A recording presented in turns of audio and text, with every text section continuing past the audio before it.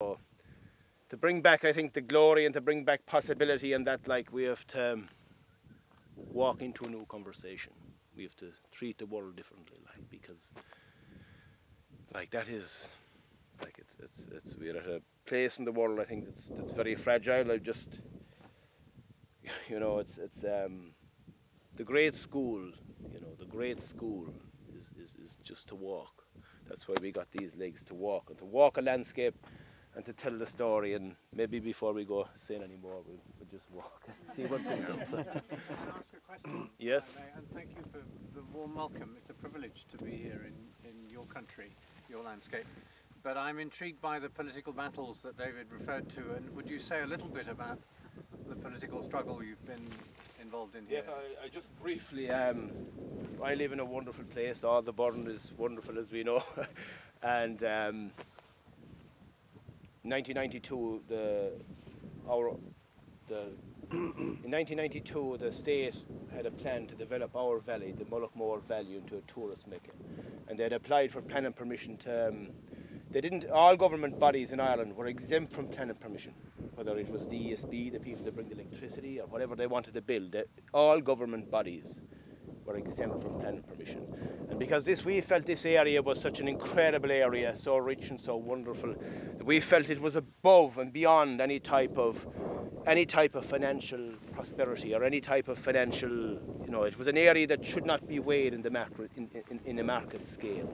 And of course, that time in Ireland in the late 80s and 90s, the pot was empty. So what you had was, and not saying a word about civil servants, you had civil servants that really,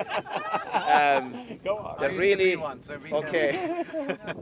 What it was, what the Mullaghmore plan was, it was about careers of top civil servants. They were afraid that our taxpayers couldn't finance their financial wages. So they had to pick places like Mullaghmore, like Lugallow and so forth, to build interpretive centres, to bring in hundreds of thousands of people to finance their own circus. That's basically it. Now, they'll say it was about education and conservation. It had nothing to do with it.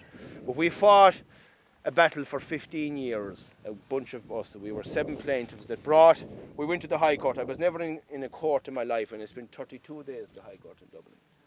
And first of all, we said all government bodies should be forced under the same planning laws as ordinary individuals.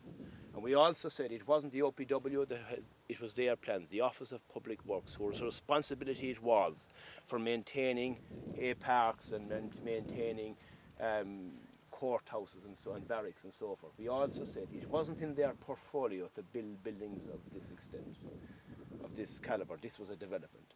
And we won it on 2 accounts. And even though they appealed it, we still won it, like, you know.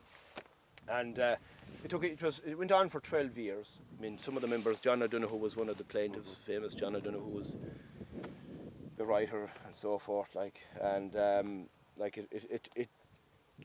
problem was that divisively, 70–80% of the locals wanted it, thought it was a good idea, thought it was a good thing for jobs and that, like, you know. But I think, like, I often felt like you know, that we were chosen for it in a way, that some force out there, you know, there's forces at play unknown to ourselves that chose you for these things, like, you know. But without going too far into it, I can tell story after story about it. But we became political animals, in other words. Like,